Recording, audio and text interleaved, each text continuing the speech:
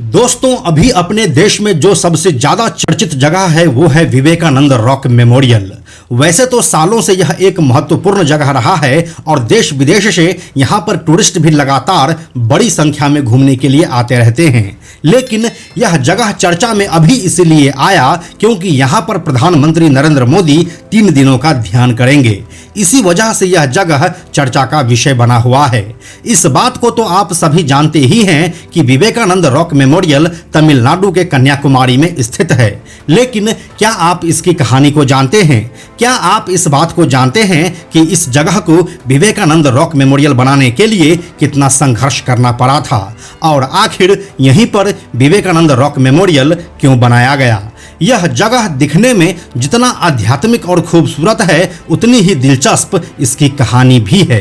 तो चलिए आज के इस वीडियो में हम आपको विवेकानंद रॉक मेमोरियल के बारे में सब कुछ बताते हैं। इस वीडियो को आप आखिर तक जरूर देखिए क्योंकि ये कहानी आपको कहीं और देखने को नहीं मिलने वाला है।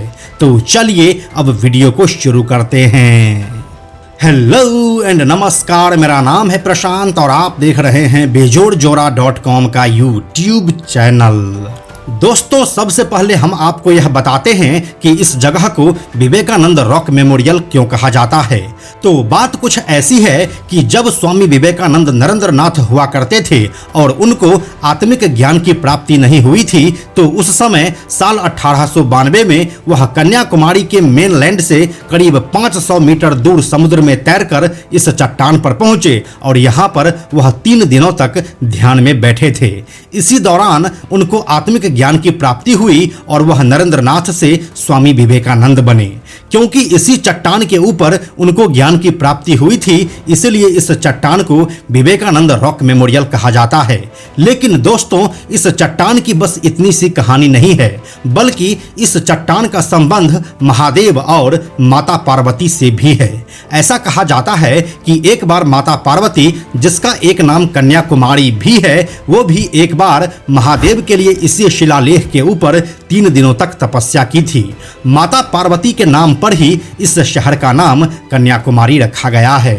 दोस्तों, ये तो बात हो गई इस जगह के बारे में, लेकिन अब कहानी इसके बनने की, जिसके लिए सालों तक हिंदुओं और क्रिश्चियंस के बीच संघर्ष चला। तो दोस्तों, इस कहानी की शुरुआत होती है साल 1962 से। इसके अगले साल यानी कि साल 1963 में स्वामी विवेकानंद की 100वीं जयंती मनानी थी। इसीलिए इस शहर के लोगों ने मिलकर एक कन्याकुमारी कमेटी बनाई, जिसका मकसद था इस चट्टान को स्वामी विवेकानंद मेमोरियल में बदलना। इसके लिए सामूहिक प्रयास की आवश्यकता थी। इस काम में पहले के मद्रास और आज के चेन्नई में स्थित रामकृष्ण मिशन का पूरा सहयोग मिल रहा था। लेकिन ये सहयोग काफी नहीं था क्योंकि असली कहानी यहाँ से अब शुरू होने वाली थी। जैसे ही कन्याकुमारी कमेटी ने इस चट्टान को विवेकानंद मेमोरियल बनाने की सोची, वैसे ही वहाँ की क्रिश्चियन समुदाय ने इसका भारी विरोध करना शुरू कर दिया। ये विरोध कुछ ऐसा था कि माता पार्वती और स्वामी विवेकानंद से जुड़े होने के बावजूद भी वहाँ के ईसाई समुदाय ने एक क्रॉस को उस चट्टान पर जाकर रख दिया।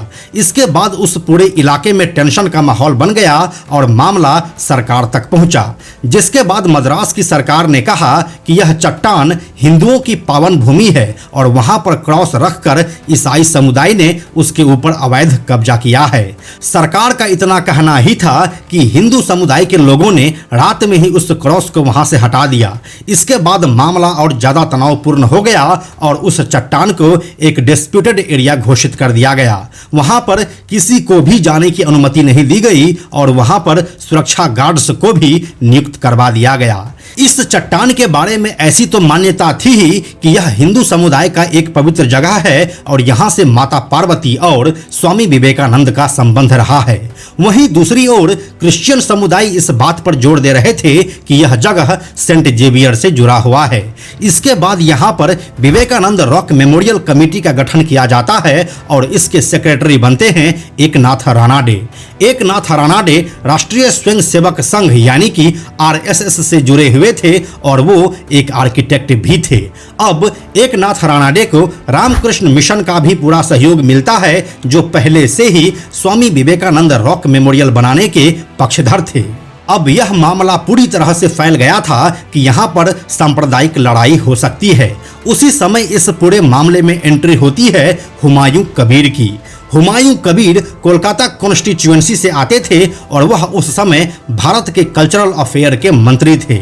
उनका कहना था कि यहाँ पर विवेकानंद रॉक मेमोरियल बनने से इस चट्टान का नेचुरल ब्यूटी खत्म हो जाएगा और यह जगह फिर कभी टूरिस्ट सेंटर नहीं बन पाएगा। जैसे ही हुमायूं कबीर ने यह स्टेटमेंट दिया, वैसे ही एकनाथ राणाडे रामकृष्ण मिशन के कुछ लोगों के साथ कोलकाता गए और उनके ही कॉन्स्टिट्यूएंसी में यह बात फैला दिए कि बंगाल के बेटे स्वामी विवेकानंद के मेमोरियल बनाने में आपका ही नेता हुमायूं कबीर रोक लगा रहा है, जिसके बाद उसे अपने क्षेत्र में ही भारी विरोध का सामना करना पड़ा और वह पीछे हट गए। इसके बाद लाल बहादुर शास्त्री की सलाह पर एकनाथ राणाडे ने दिल्ली जाकर 323 सांसदों का एक साइन लिया और फिर उसे तमिलनाडु के मुख्यमंत्री एम भक्त वत्सलम के सामने रख दिया, जिससे कि स्वामी विवेकानंद रॉक मेमोरियल बनने का रास्ता पूरी तरह से साफ हो सका। यहाँ से अब इसके कंस्ट्रक्शन की शुरुआत होती है, जिसके मुख्य आर्किटेक्ट खुद एकनाथ राणाडे साहब बनते हैं। इसके बनने में करीब 7 सालों का समय लगता है और फिर 2 सितंबर 1970 को इसे आम जनता के लिए खोल दिया जाता है। 2 सितंबर 1970 को भारत के तत्कालीन राष्ट्रपति डॉक्टर वीवी गिरी ने स्मारक का उद्घाटन किया था और यह उद्घाटन समारोह कुल 2 महीने तक चला था। अब हम अगर आपको इसके कंस्ट्रक्शन के बारे में बताएं तो यह विवेकानंद स्मारक भवन बहुत ही सुंदर मंदिर के रूप में बनाया गया है। इसका मुख्य द्वार अत्यंत सुंदर है। इसका वास्तुशिल्प अजंता एलोरा की गुफाओं के प्रशस्त्र शिल्पों से लिया गया लगता है।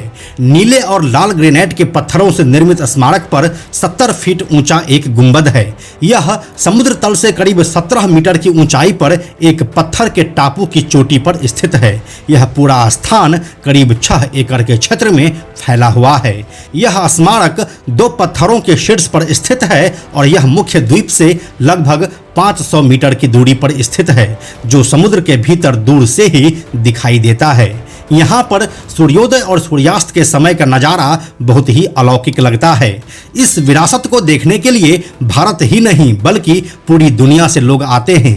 अप्रैल महीने में पड़ने वाली चैत्र पूर्णिमा पर यहाँ पर चंद्रमा और सूर्य दोनों एक साथ एक ही क्षितिज पर आमने सामने दिखाई देते हैं।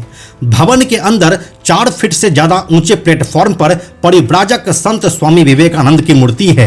यह मूर्ति कांसे की बनी हुई है, जिसकी ऊंचाई 8.5 फीट की है। यह मूर्ति इतनी प्रभावशाली है कि इसमें से स्वामी जी का व्यक्तित्व एकदम सजीव प्रतीत होता है, जिसे देखने वाले कई लोग स्वामी जी की ऊर्जा को महसूस करने का दावा भी करते हैं।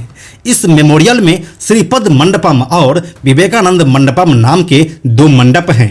श्रीपद मंडपम श्रीपद पड़ाई पर स्थित है, जो कि एक पवित्र स्थल है जिसे देवी कन्याकुमारी का आशीर्वाद प्राप्त है। विवेकानंद मंडपम के 4 भाग हैं: सभा मंडपम, ध्यान मंडपम, सामने का प्रवेश द्वार और मुख मंडपम। ध्यान मंडपम वह ध्यान करने वाला हॉल है जहां पर पर्यटक ध्यान कर सकते हैं और प्रधानमंत्री नरेंद्र मोदी भी इसी ध्यान मंडपम में अभी ध्यान में लीन है। तो यही थी विवेकानंद रॉक मेमोरियल की एक दिलचस्प कहानी, जिसे आपके लिए जानना बेहद जरूरी था। यह जानकारी आपको कैसी लगी हमें कमेंट में लिखकर जरूर बताइए। हम जल्दी मिलते हैं आपसे एक नए कहानी के साथ। यह वीडियो अगर आपको पसंद आया तो इसे लाइक और शेयर जरूर करें। आने वाले वीडियोस के लिए बेजोड़ जोड़ा को सब्सक्राइब करके बेल आइकन को टच करना ना भूलें। Thank you so much.